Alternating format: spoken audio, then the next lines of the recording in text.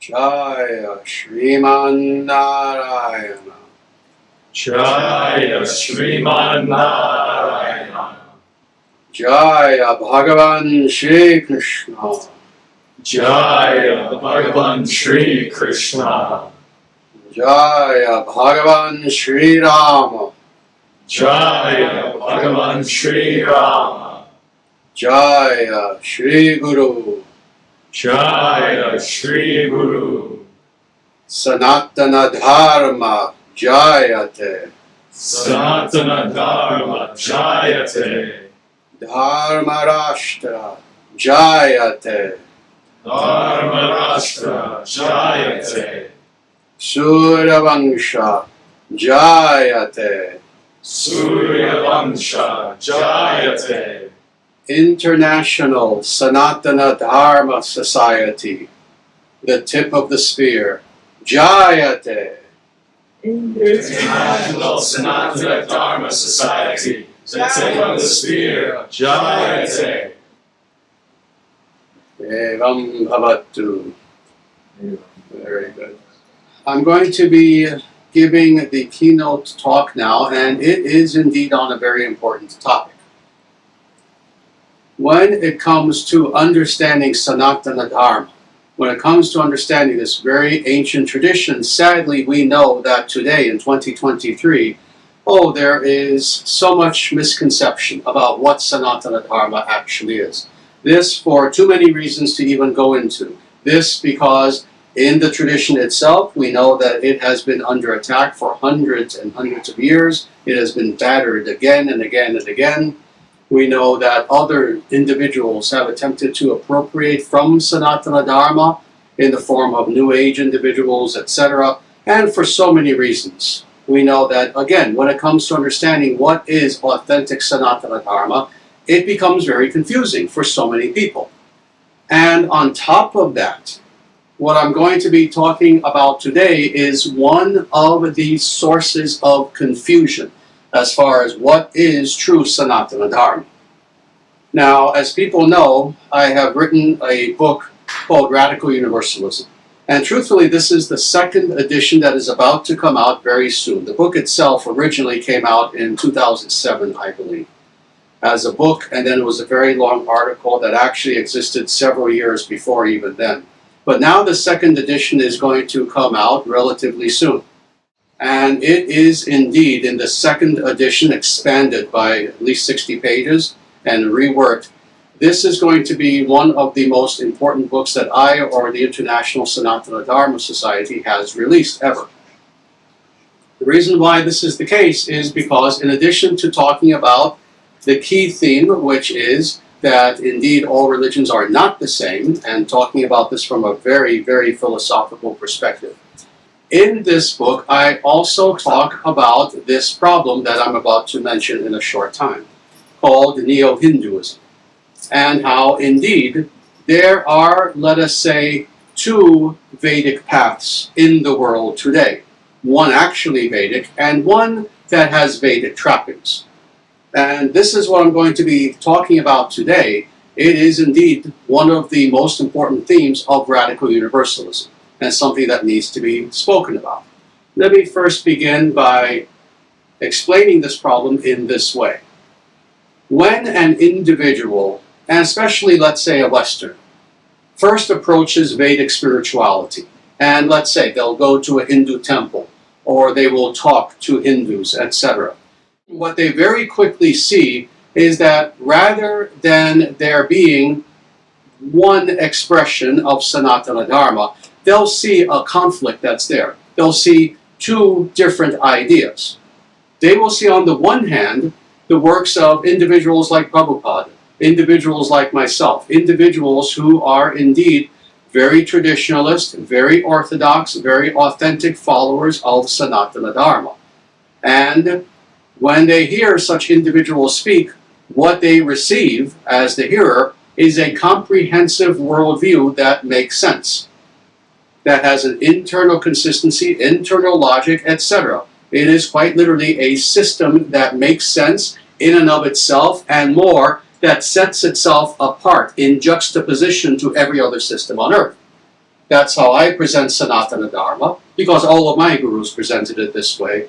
And myself, my gurus, their gurus, etc., indeed represent this authentic Sanatana Dharma that is now capturing the minds of so many intelligent individuals, and again, especially in the West. This is on the one hand. On the other hand, when, again, so many Westerners speak to, and especially Indian Hindus, and please, before I say any more, let me say, in no way am I picking upon Indian Hindus. We have many Indian Hindu supporters who are wonderful individuals. But what I'm about to talk about now is indeed primarily an Indian Hindu phenomenon that they also will need to eventually discard, and many are, actually. But what people will find when they speak to, sadly, many Indian Hindus is a radically different message. A radically different message. It is what is called Neo-Hinduism. And Neo-Hinduism is in many ways not just different from, but radically opposed to, the opposite of, many of the foundational elements of Sanatana Dharma. They will hear such things if they visit, sadly, a Hindu temple as, oh yes, yes, yes, we believe that all religions are one, that it doesn't matter which religion you follow. Indeed, look around our temple, you see all these different idols, as they will call them, very sadly. Of course, we know they're murtis, they're not idols.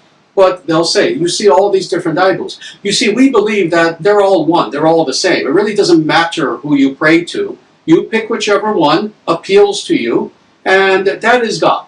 That is God for you. And on and on and on like this. Of course, we also see many of the, sad to say, racial and ethnic elements of Neo-Hinduism versus Sanatana Dharma, i.e. that while this won't necessarily be said overtly, this is the case nonetheless. The idea is that to be a follower of Sanatana Dharma, you must be Indian. And vice versa. To be Indian, oh, that means you are quote-unquote Hindu, even if you're Muslim, even if you're an atheist, even if you're a Christian. So what we see is tremendous confusion on the part of, sadly, many individuals who call themselves Hindu. And these confusions and the things that will emanate from their mouth are the very opposite of what we know to be actual Sanatana Dharma. So indeed, so many people, again, for myself, I have been on this scene, the Vedic scene, for 50 years. So I have seen so many people who see this disconnect that is there and have been confused about it. Well, wait a minute. Why is it that when I study the actual scriptures, they say one thing, but when I listen to these Neo-Hindus, they say, again, not just something different, but often the opposite. What is this? And it leads to confusion. Well, this is going to be not just the subject of my talk, but this is one of the most important accomplishments of this book that is about to come out, Radical Universalism, where I explain where this disconnect occurred historically and why it occurred. And as far as when it occurred, I can tell you roughly 200 years ago, in the early 1800s, in fact the 1820s to be exact. And it continued throughout the 19th century into the 20th century. But indeed, when it comes to anything quote-unquote Vedic, today we see two camps. We see those individuals following authentic, i.e. Veda-based Sanatana Dharma on the one hand, and then we see Neo-Hinduism with all of its problems on the other hand. Now, all that being said, we're going to go through some of the elements of both Sanatana Dharma and Neo-Hinduism so that you can see the difference. Before we do that, let me explain what the purpose of my talk is, first of all, and I'll go into this much more as we get toward the end of my talk. The purpose of my talk is to help all individuals who follow Sanatana Dharma, but really especially our Indian Hindu brothers and sisters who are out there, to reject Neo-Hinduism. Neo, what does Neo mean? It means new. The new Hinduism that has been around for 200 years, but which many Hindus believe is actual Sanatana Dharma, which it's not. We want to help them to reject these modern ideas that have crept in and to instead truly embrace Sanatana Dharma, your heritage. Your heritage. That's the goal of this talk. So with that, we're going to go through several elements of both Sanatana Dharma and of Neo-Hinduism. And I do indeed have notes in front of me. As people know, 99% of my talks are extemporaneous. But then when it comes to something this important and this technical, I make sure I have my notes, just because there's too much to remember. Let's first talk about some of the elements of Sanatana Dharma. First of all, one of the most, in fact, the foundational element of Sanatana Dharma is epistemic in nature. That is, that all spiritual knowledge is derived from the Vedas.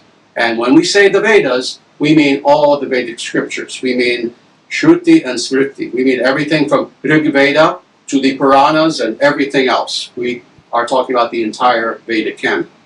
Now, this is something that is crucial to understand. This is why in my mission for over 30 years, about 35 years of teaching, I stress this again and again and again, what's called epistemology. That is the understanding that we base our philosophical worldview not on speculation, not on what this one says, that one says, God forbid, not just based on our own prejudices.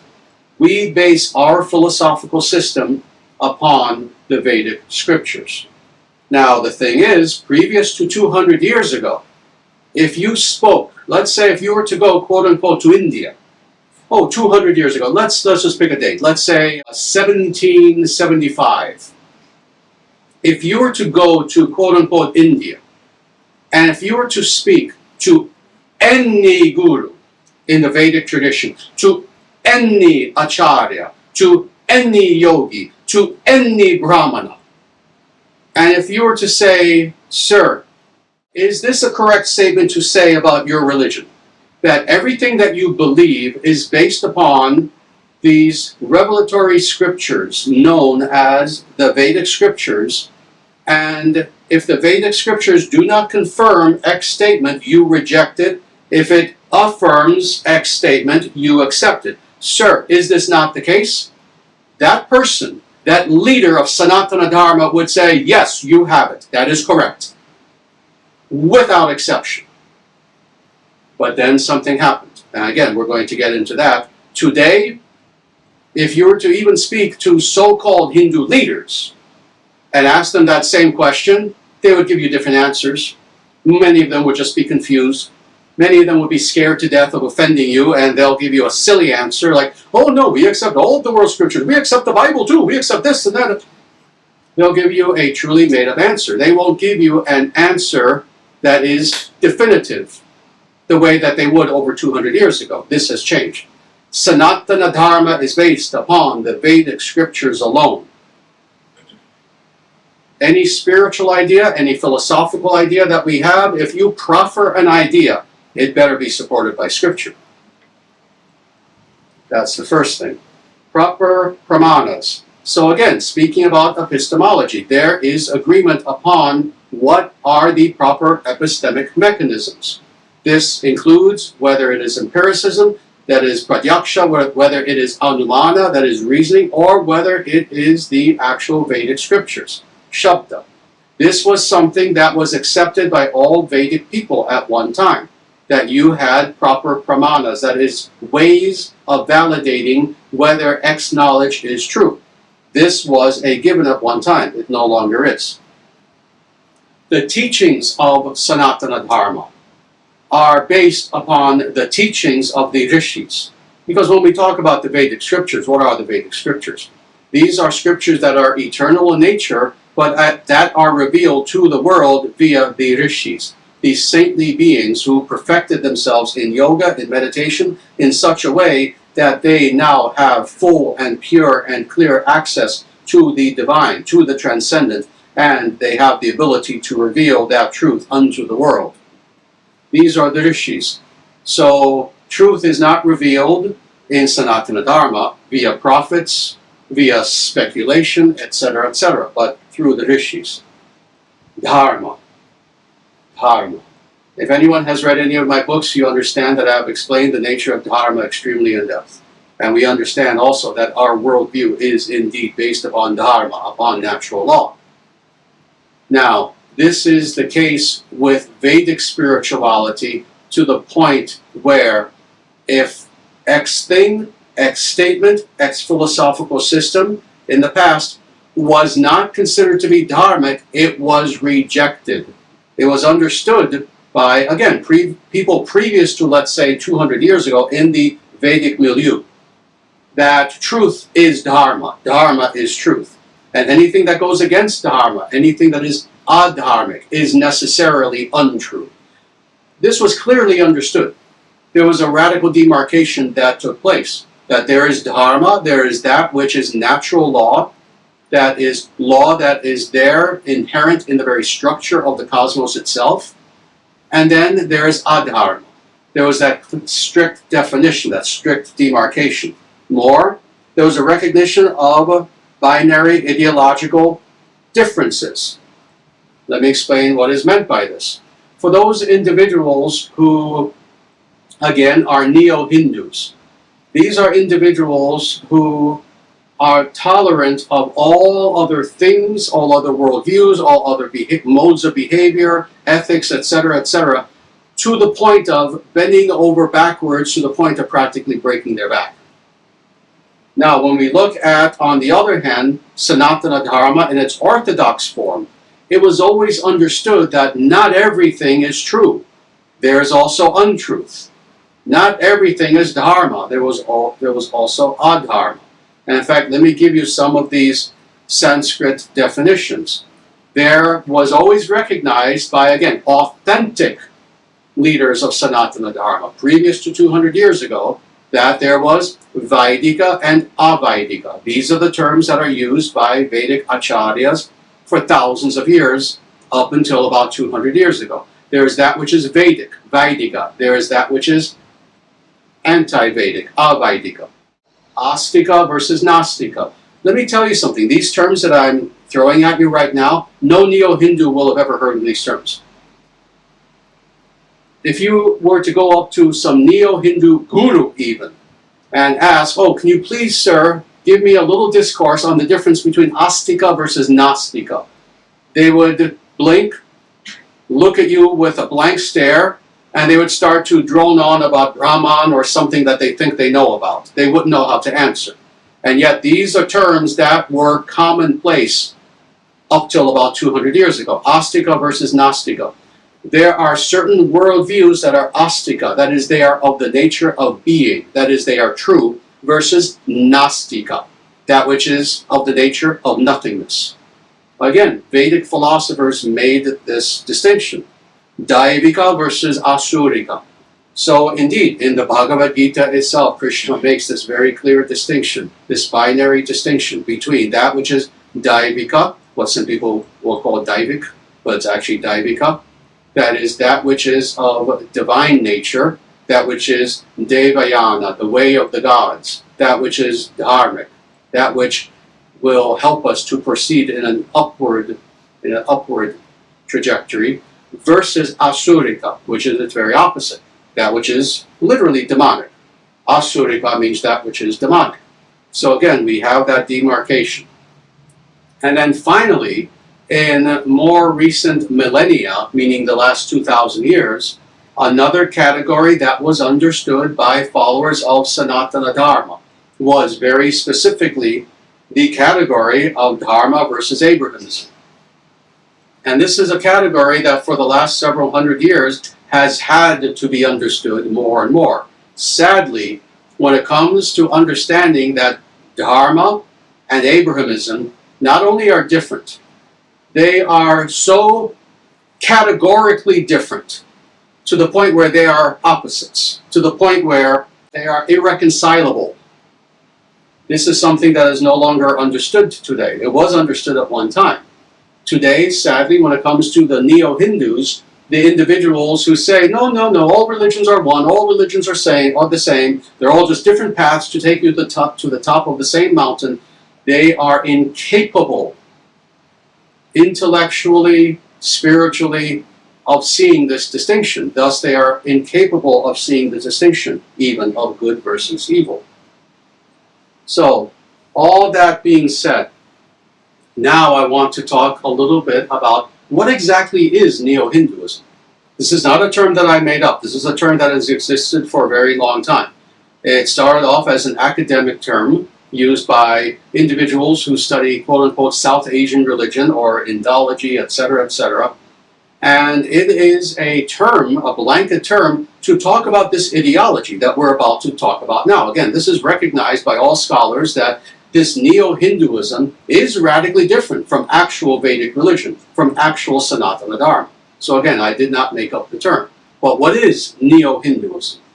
Well, first of all, again, Neo-Hinduism is a very recent construct.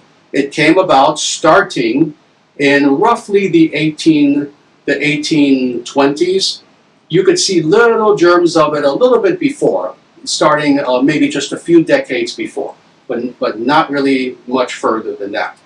And what Neo-Hinduism is the result of the interface that occurred at that time between Sanatana Dharma and modernity. There was an interface that occurred between the two being so radically different, so radically distinct from each other, that that interface having now happened, it was like literally the crashing together of two worlds, of two planets. You can imagine the force of such a crash.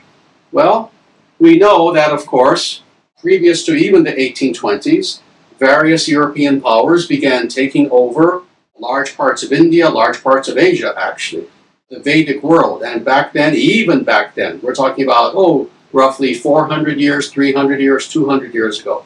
Even back then, when we talk about the Vedic world, even then, we're talking about basically from Afghanistan into Southeast Asia. But we know that the European powers took over all of these areas. And what does that mean? Well, they brought with them Abrahamism and radical, globalistic materialism. These were the two ideologies that they brought with them when they took over these vast regions. Well, now the individuals who pre-existed in these regions and who were indeed following Sanatana Dharma had to make sense of this. All right, what does this mean? What does Sanatana Dharma itself mean? What does our worldview even mean in the face of modernity, in the face of all these foreign, quote-unquote, foreign not meaning geographically, meaning to the mind, all these foreign and modern ideologies? How do we make sense of this? Here we are, we're following Sanatana Dharma with our beautiful temples and our yoga and meditation and puja, etc. Well, here now come these weird-looking Christian missionaries telling us we're going to hell. Here come all these very materialistic, very atheistic British bureaucrats, etc., etc. How do you make sense of this? Well, let me say, Neo-Hinduism is a capitulation to modernity. That's what Neo-Hinduism is. They gave it quick, very quick. Sanatana Dharma, on the other hand, critically evaluates and rejects modernity. This is one of the differences between Neo-Hinduism versus Sanatana Dharma. How do you want to know the difference in a nutshell? True Sanatana Dharma, both back then, as well as to this very second, as well as to this very room, real Sanatana Dharma looked at modernity, analyzed it, critiqued it, and said, no thank you. That is authentic Sanatana Dharma. What are the Neo-Hindus? These are individuals who bow down to modernity in every way. Very simple. So again, let's talk about this a little bit. So again, Neo-Hinduism, again, was born around the 1820s, and what it is really a forced grafting of Christianity and classical liberalism, but then all sorts of progressivism later, etc., onto the skeleton of Sanatana Dharma. That is what Neo-Hinduism is. Let's talk about a few of the figures of Neo-Hinduism. And let me tell you, I go so in depth into this in, again, the book that's coming out, Radical Universalism. I give names, I give quotes, I give dates, I give references, etc., etc. But there are several individuals who one could say were the founders, the ideological founders of this thing called Neo-Hinduism, and Each one of them was truly a hidden Christian. In fact, not very hidden at all. In fact, I'll talk about that a little bit. They were individuals who had Hindu names, Vedic names in some cases, definitely Hindu names, but they themselves were so heavily influenced by Christianity specifically and Christian missionaries to the point where they were really practicing Christians. Indeed, in many of their writings, they talk about this. Let's go into this a little bit. So first of all, Ram Mohan Roy. Ram Mohan Roy, he lived from 1772 to 1833. He was the founder of something called the Brahmo Samaj. Brahmo Samaj. He was an individual who himself studied with Christian missionaries. He studied the Bible. I believe, I could be wrong, it was either him or someone else who studied Hebrew, etc., because he wanted to know the Bible perfectly. He himself had nothing but praise for Christianity, and more, he saw the Sanatana Dharma around him as something that was barbaric and savage and needed to be quote-unquote reformed. This was an individual who got all of his ideas directly from Christianity. He wrote a book called The Precepts of Jesus, The Guide to Peace and Happiness, as a way of converting Hindus to Christianity. This person, you could say, was in a way the founder of Neo-Hinduism. This was an individual who was an unabashed Christian missionary, a convert, from Sanatana Dharma to Christianity, and he saw it as his goal to quote-unquote reform the Sanatana Dharma of his day. How did he wish to do this? In many ways, including he was opposed to quote-unquote idolatry. See, he got all his ideas from the Old Testament. It's very interesting. So he railed against murti worship. He said, oh, this is devilry. It's worshiping graven images. He literally used Christian terminology. It's so amazing how so many individuals today who may or may not have even heard this person's name, who are practicing Hindus, have no idea that many of their ideas came from this person who was basically a Christian missionary trained infiltrator. So that was Ram Mohan Roy. I can't go through all these people, and I know my time is limited. The next person, Keshub Chandra Sen. This person was worse. He was if you could say there was a demonic Neo-Hindu parampara. This person, Sen, came afterwards. He lived from 1838 to 1884. This person joined the Free Masonic Lodge, and I believe Calcutta was somewhere in Bengal. This person also was trained by Christian professors, Christian missionaries, etc. This was an individual who styled himself after an Old Testament prophet. He literally thought he was like an Old Testament prophet. He claimed that with his teachings, he had not only embraced, but he was going beyond the Old Testament and New Testament, and he called his teachings the New Dispensation, all Christian terminology. This was an individual who, like Ram Mohan Roy before him, said that worshiping quote-unquote idols, worshiping sacred murtis was something that was evil, etc., etc. He also saw Sanatana Dharma as something that was backward, etc., and that had to be reformed, quote-unquote, in other words, Christianized. This was a very interesting individual.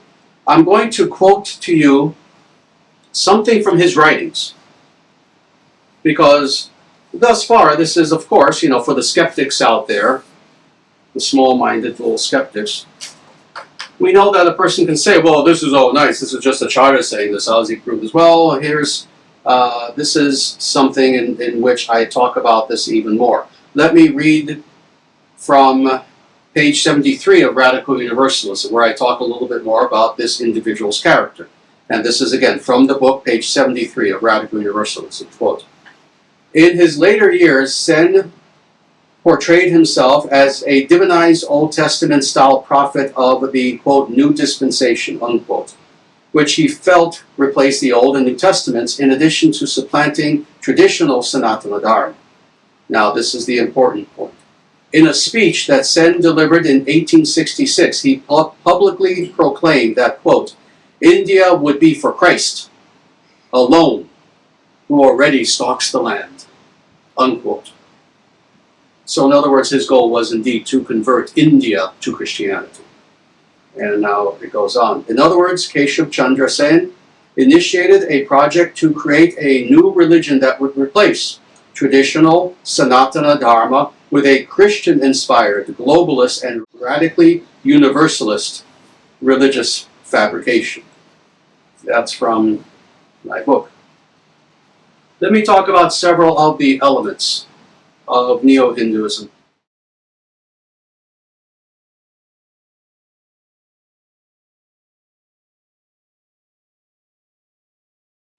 Let me talk about some of the foundational elements that these individuals, and there were many others as well. I just chose to look at the two most famous of them, but there were many, many other individuals who were Neo-Hindu leaders. But these are some of the things that Neo-Hinduism has in common, and more for those individuals, especially those individuals who are watching either right now live, who are online and who are Indian, or for those individuals who will watch this video afterwards who are Indian Hindus. See if this sounds familiar. See if this is something that you have heard from supposedly Hindu leaders all of your life. This is Neo-Hinduism. This is what these Christian missionaries in the guise of Hinduism actually taught. First of all, a self-abnegating hyper-tolerance. Sanatana Dharma teaches healthy tolerance. We believe in not persecuting people because they have a different religion, a different philosophy, a different background, etc. As long as they are ethical people, as long as they're not doing harm, we believe in being tolerant. But there has been in Neo-Hinduism and in Hinduism today a self-abnegating tolerance to the point of insanity. In other words, Hindus today are known to be so tolerant to the point where they will negate themselves and their own religion in the name of tolerance. This came from Neo-Hinduism. Not surprising, given that, again, the leaders of Neo-Hinduism throughout the 19th and 20th and now 21st centuries really had as their secret mission to destroy Hinduism. So it's not surprising that they would teach, oh yes, since we are practicing Hinduism, we must be tolerant to the extreme, to the point where if we hear people even insulting our religion, just don't say anything. Don't say anything. So there's a hyper-tolerance to the point of, again, self-abnegation. Neo-Hindus are always attempting to, quote-unquote, reform Sanatana Dharma. So again, as I was explaining with these original leaders, this is even the case to this day, where you will look at many of these individuals who are indeed gurus on YouTube, on so many different places. And their idea is not to, with pride, a healthy pride, fully accept Sanatana Dharma on its own merits and say, yes, this is my religion. My religion is not universal consciousness of blah, blah, blah. My religion is Sanatana Dharma. My scriptures are the Vedic scriptures. I follow the teachings of the rishis who are in the Vedas. And I follow this and only this. And to the furthest degree, period. We don't have individuals who say this anymore in any way whatsoever. Rather, they feel that, and I'm talking about Hindu leaders, many of them, that Hinduism has always had problems. And what kind of problems? All sorts of problems, social, political, especially. Oh, Hinduism has always been oppressive toward women. Hinduism and our caste system, all we've ever done is oppress people. Oh, and we have so many beliefs that truly are shamanistic in origin and that are very primitive, and on and on. You will hear Neo-Hindu leaders speak in this way. And thus, the need to, quote-unquote, reform, i.e. Christianize, i.e. modernize, i.e. atheize Sanatana Dharma. Let's go on. Again, radical universalism. This is an idea that did not exist in Sanatana Dharma, in the Vedic tradition, previous to the 1820s. The idea, that is, that all religions are one, that all religions are exactly the same, that it does not matter what path you follow, you all end up in the same place anyway. It doesn't matter what you claim your ultimate spiritual goal is. No, we're going to tell you what your goal is, and the goal for all religions is one. And we, the radical universalists, we're going to tell you what that goal is. This is Neo-Hinduism. This is not Sanatana Dharma. Sanatana Dharma, as I showed a little while ago, always understood the distinction between Sanatana Dharma versus the other. It always understood this. It always understood the Purva Paksha. It always understood that there is our worldview and then the Purva Paksha, the worldview of the other. And the worldview of the other is flawed, and we will show how, and we will debate, etc., to establish that the Vedic worldview is the worldview that makes the most sense. That was understood at one time, not anymore. So this is radical universalism, this claim that indeed, doesn't matter what religion you follow, we all end up in the same place. Let's go on. Radical universalism accepts that all of the scriptures of the world religions are all equal. First of all, I've said this before in one or two live streams, but I've never gone very in-depth. I can't stand that term, the world religions. It's very interesting how, as someone who has studied religion, and I mean studied religion, not just as a hobby, not just personally reading books, but I have a PhD in this as well. I've studied religions for 50 years now. There's no such thing as the world religions. This is an arbitrary category in which people take the, as far as population, largest 5, 6, if you're lucky, maybe 7 of the most large religions on the earth, and they throw them into this category called the world religions. The truth is, there are tens of thousands of religions in the world. So this is something that's very, very important to understand, but that as an aside. Neo-Hinduism teaches that all scriptures are equal. So they teach that as quote-unquote Hindus, of course they don't call themselves Neo-Hindus, they simply call themselves Hindus, but this is understood as an ideological phenomenon. They will claim that, oh yes, as quote-unquote Hindus, we accept all the scriptures. The Bible has the same weight as Bhagavad Gita, which has the same weight as the Quran, which has the same weight as Ramayana, which has the same weight as Tao Te Ching, which has the same weight as Mahabharata, which has the same weight as the Torah, and on and on and on. They're all valid. Again, of course, this idea goes along with radical universalism. And there was no traditional Acharya previous to 200 years ago. I'm not talking about some fake YouTube guru who's on the air right now. I'm talking about true Acharyas who lived hundreds of years ago. There is no true Acharya who would agree with that statement, that the scriptures are all the same. Let's go on. Cathenotheism. Cathenotheism. Very big word, but what this means is the idea that you can choose any God you wish, and that being the God that you have chosen, that is God. This is something else that exclusively Neo-Hindus teach. Nowhere in Sanatana Dharma is this taught. That, oh, choose any God you want. It can be anything from, oh, a Brahma, who is a very great God, to then going down a little bit, let's say a Chandra, the god of the moon, to, let's say, some tree spirit, or the spirit of a river, or literally any being. It doesn't matter what the ontological strata is. Choose whoever you want, and make that your God. And of course, what will happen? Oh, you will go again to the same place. This is an idea taught exclusively by Neo-Hinduism, now sadly much of Hinduism, and is no more than 200 years old. Indeed, the person who especially pushed this idea ideologically was not even a Hindu, but the Hindus grabbed onto this very sadly in the extremely early 20th century.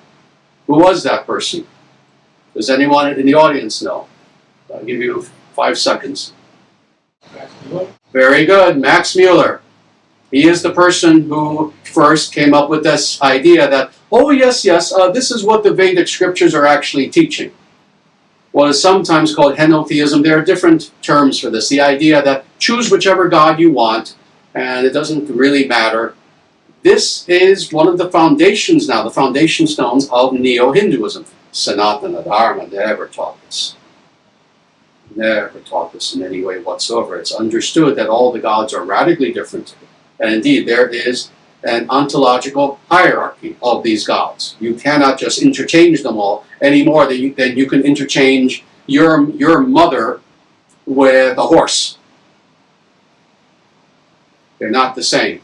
They're not the same. They're not the same. Let's go on. A few more hallmarks of Neo-Hinduism. Again, I mentioned this. In some cases, the complete rejection of idolatry.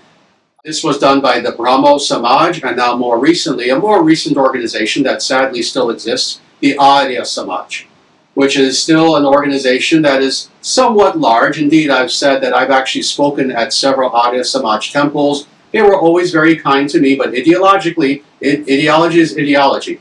They believe that murti worship is idolatry. If you go to their temples, they don't have murtis. They consider it to be a terrible thing, an evil thing. Well, these people are not Vedic in any way, shape, or form whatsoever. You cannot be Vedic and reject part of the scriptures, which they do, the Arya Samaj specifically. But again, there are other elements of Neo-Hinduism that also reject quote-unquote idolatry. So let's go on to a few other things. A blind dependence upon science and scientism. Oh, this was true from the very beginning of this movement known as Neo-Hinduism.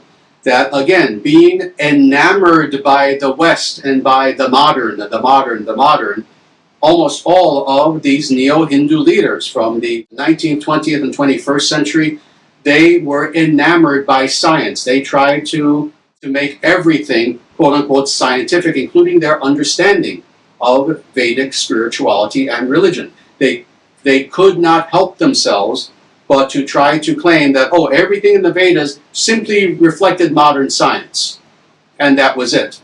So you see evolution in the Vedic scriptures, you see science in the Vedic scriptures, etc., etc. You see scientism in the Vedic scriptures. And of course, none of this is true. On the contrary, what we see is that the primary concern of Sanatana Dharma is not the modern constructs of science and the modern ideology of scientism, but rather to know God, to know oneself, and to live in Dharma in harmony with all things. But for these Neo-Hindu leaders, they embraced the idea of scientism to the point of it being a religion that they then grafted onto Sanatana Dharma. Let's go on. A dependence on Indologists and atheistic academic research. This is another thing that Neo-Hindus are guilty of. They worship Indologists. Even to this day, I'll tell you, I've seen it with my own eyes. At some point, my biography will come out, and it will talk about my life, especially in those years when I was in academia and a little bit past it. And it is truly astounding how so many, even so-called Hindu leaders, even Hindu nationalist leaders, take atheistic scholars seriously. And they take what they say as law. They literally see their own religion through the eyes of atheistic scholars, Western scholars, many of whom are Marxists, many of whom are atheists. Again, what was one example that I gave way over 100 years ago? Neo-Hindus worship Max Muller. They take everything he says seriously. He's the person who came about with the idea of the Aryan invasion theory, which is nonsense. He came up with the idea of, again, henotheism, which is nonsense. He came up with the idea of so many things that are nonsensical and anti-Vedic. Neo-Hindus accept him almost as a rishi. And they do to this day take, again, atheistic academicians very, very seriously. Let's go on to a few more things. They accept, that as Neo-Hindus, a qualitative evolutionary approach to their religion. What is one example of this in history? An individual who I spoke about a little bit, I believe, in one live stream, because someone asked me what was my opinion on Aurobindo. Aurobindo was an individual who lived in the 20th century, early to mid-20th century, who very sadly is seen as a guru, and he is a perfect Neo-Hindu. He is someone who was trained in Western everything, Western thought, Western science, Western philosophy, Western politics, and he tried to graft that onto his minuscule understanding of the Vedic worldview. Well, one thing that he is known for is indeed trying to pass qualitative evolution as something Vedic. Qualitative evolution, i.e. the idea that, oh, as a society, qualitatively, we are all evolving together. You don't have a choice in the matter. You can't choose to not evolve qualitatively. So we're all evolving collectively, qualitatively, but also that it is indeed a qualitative evolution, meaning that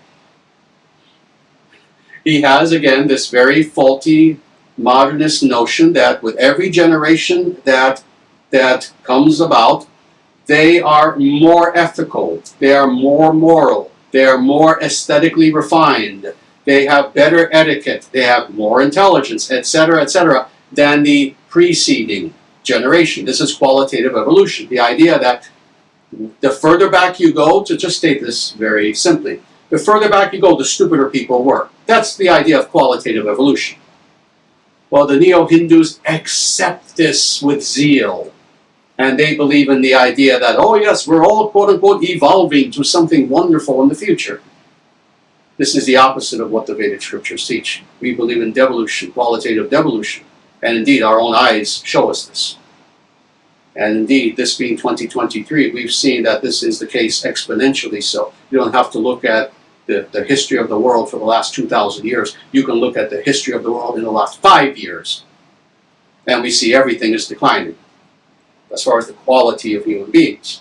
So indeed, Sanatana Dharma teaches the opposite.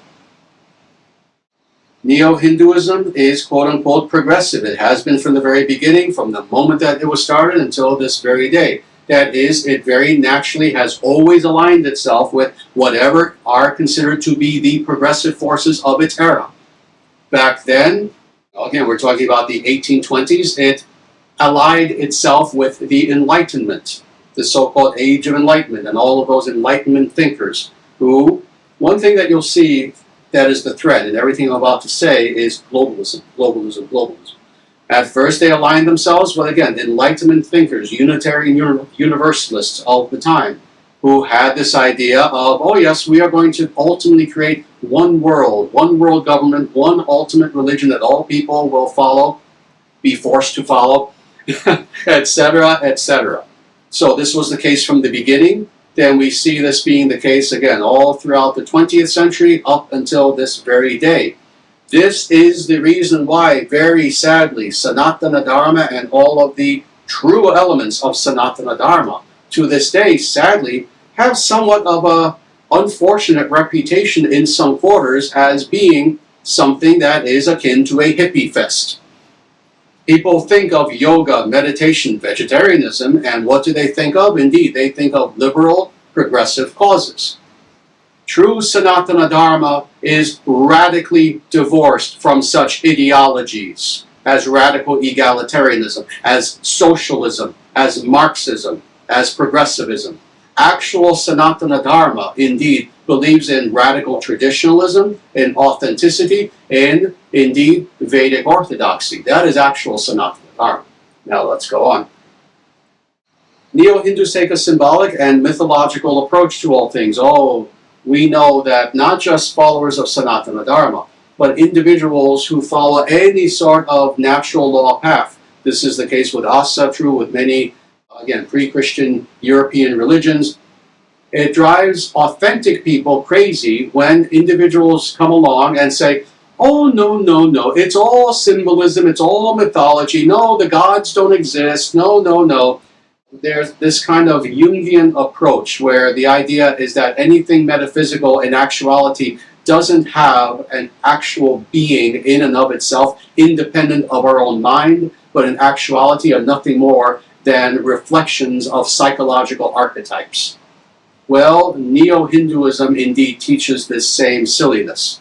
That, oh no, no, the gods just represent different aspects of you and your psychology and your inner framework, etc., etc. The gods aren't real. They're nice symbols of various things that we can learn from and blah, blah, blah. In other words, this attempt to psychologize everything that is there in Sanatana Dharma. Well, that's something that Neo-Hindus do. Followers of Sanatana Dharma, on the other hand, we reject. No. The gods are real. For anyone listening to this now, the gods, the goddesses of Sanatana Dharma are actually more real than you are. Because they're in less illusion. They are real. They're not symbols. Let's go on. Neo-Hinduism is also intimately tied with Hindu nationalism. And when we talk about Hindu nationalism, overall, we are supporters of the better elements, again, the more authentic elements of Hindu nationalism. So, for example, we know that Prime Minister Narendra Modi is indeed a Hindu nationalist. We have nothing but good things to say about him. However, individuals like this aside, Hindu nationalism itself is an attempt to take what was Sanatana Dharma, i.e. what was a spiritual path, a religion, a worldview, and to, instead of seeing it in that way, which is what Sanatana Dharma taught, to instead imprison it in a cage of ethnicity. So the idea of many Hindu nationalists is, if you are Hindu, you are Indian. If you are Indian, you are Hindu. And if you are not one, you can't be the other. And the non-Indians, they don't exist. A non-Indian cannot become a follower of Sanatana Dharma, according to many Neo-Hindus. Not all. Some try to feign a little bit of, let's go back to the first element, tolerance. They try to pretend to be tolerant, and some will say, oh yes, yes, no, we understand, yes, it's a religion. Well, we guess non-Indians, oh, they can kind of follow this too. You know, we'll take them under our wing, and they'll be under our wing for the rest of their lives, and, you know, they will not really fully be capable of truly practicing it or understanding it without our help, you know. Maybe when they die and they reincarnate, they'll be lucky enough, they'll be born Indian Hindus, oh, and then it's fine. This is unfortunately the attitude of many Neo-Hindus.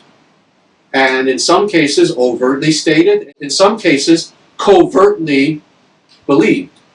But in any case, the idea is that being a follower of Sanatana Dharma is so tied in to the ethnicity of being quote-unquote Indian, for whatever that means, that truly, unless you're Indian, you can never truly be a full follower of Sanatana Dharma. Well, Sanatana Dharma does not teach this. Sanatana Dharma is Sanatana.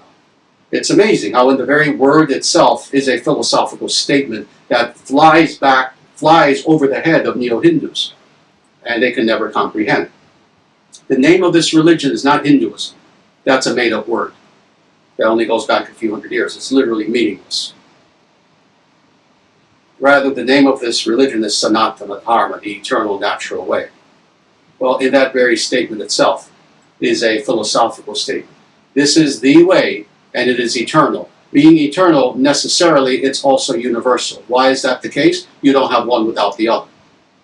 You don't have something that is universal, that is universally understood, that also is not understood all throughout time. And conversely, do you really have something that is eternal, but it only applies to Burma? No, it's necessarily universal as well. What's an example? Mathematics. Both eternal, the principles of mathematics are eternal, necessarily they're universal. The same with Dharma. So it's amazing how, again, so many Neo-Hindus can't even comprehend the meaning of the very name, the true name of our religion, which is Sanatana Dharma. So that is Neo-Hinduism in, again, the smallest nutshell. You can imagine I'm rushing through this.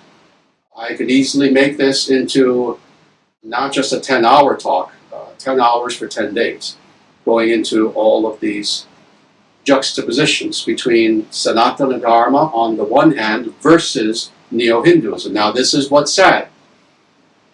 Neo-Hinduism, sadly, in its attempt to alter, to change actual Sanatana Dharma, it was successful, for the most part. To the point where I have estimated that a slight majority of individuals who call themselves Hindu, who would say, oh yes, my religion is Sanatana Dharma, they're actually practicing Neo-Hinduism. So sadly, these early Christian missionaries with Hindu names, who I spoke about earlier in this talk, in the early 1800s, sadly, oh, they're happy. They're no longer with us, they haven't been for a very long time, but they're happy, they succeeded. Now, all that being said, at this moment in time, in 2023, what we see is that Neo-Hinduism, being ideologically so radically different from actual Vedic religion, it is now on the verge of actually becoming a breakaway religion on its own. In other words, in the future, it is quite possible, and I'm hoping this will not be the case. Indeed, I want to prevent this from being the case. It's quite possible that if things continue the way that they are, with this distinction between the two, that 100 years from now, quote-unquote Hinduism will be seen in the same light as, let's say, Jainism, or let's go back, Zoroastrianism, Jainism, Buddhism, Sikhism, something that started off in Sanatana Dharma, but then eventually became its own thing. Hinduism is in danger of following that same path. Now, having said that, we need to prevent this from happening.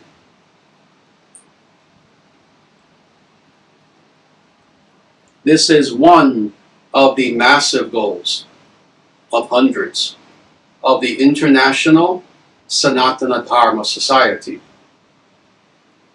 This is what ultimately needs to happen. Those individuals who are watching and who are listening to this video, whether it's the day that I'm actually speaking or 5 years from now watching the recording, I implore all of you individuals who are indeed Hindu, who call yourselves Hindu, but in actuality you're following an ideology that you don't know is no more than 200 years old. I implore you to actually reject all of these elements of Neo-Hinduism that I mentioned, and to instead re-embrace full and authentic Sanatana Dharma, to not be afraid to say, my religion, no, it's not universal blah blah blah. My religion is Sanatana Dharma. My scriptures are the Vedic scriptures. I have a world view. I follow Dharma, etc., etc. To not be afraid to say this, and more, explore what the actual Vedic scriptures say. No, don't just read a book by Swami so-and-so who wrote a book 20 years ago, 50, 100 years ago. No. Read the Bhagavad Gita, read the Upanishads, read the Puranas, read on and on and on, all of these wonderful Vedic scriptures, and not just the nice stories of the Mahabharata. Read the philosophy, read the worldview. More. I wish to ask our brothers and sisters who we love, the Indian Hindus, to begin to go beyond merely saying with haughtiness and pride, "Main Hindu hu," oh, I am Hindu. Practice it. Practice Sanatana Dharma. What does that mean? Each day sit and meditate. Each day do an actual puja in your home. Visit Hindu temples, and not just as nice tourist sites, and to pay some Hindu priest to do a puja for you. Go there yourself and offer your obeisances with great devotion. I ask you to practice, practice, practice in every way, and in that way to re-embrace actual Sanatana Dharma. All this being said, we are not the only movement. Oh, but we are, as I keep repeating tonight, we are the tip of the spear. The International Sanatana Dharma Society is a movement that is dedicated to both practicing and teaching, bringing to the world, indeed, authentic Sanatana Dharma. Unlike other movements, unlike other Hindu groups, Vedic groups, this thing, that thing, we have not compromised, and we will never compromise 1 inch to modernity. 1 inch. We follow Sanatana Dharma, not, oh, as it's been understood in the scientific method. No. We practice Sanatana Dharma as it has been understood by the Rishis and in the Vedic scriptures. I ask all of you watching this to do the same. Follow true Sanatana Dharma, and it's this easy. Oh, how do I do that? What is true Sanatana? It's this easy. Read the Vedic scriptures. That's true Sanatana Dharma. It's literally that easy. I have water in here. It's kind of like, I'm really thirsty. What do I do? Oh my Lord, I'm really thirsty. How do I know? Oh my Lord, how do I know? What is the actual Vedic teaching? And here's a Bhagavad Gita floating in front of your face.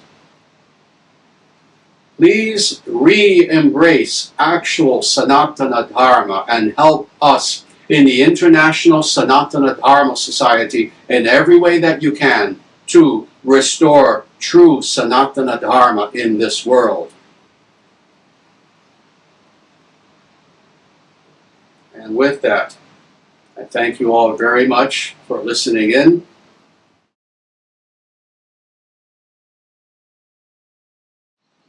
Sanatana Dharma Jayate. Sanatana Dharma Jayate. Victory to Sanatana Dharma. Victory to Sanatana Dharma. Evam Bhavatu. May such victory be so.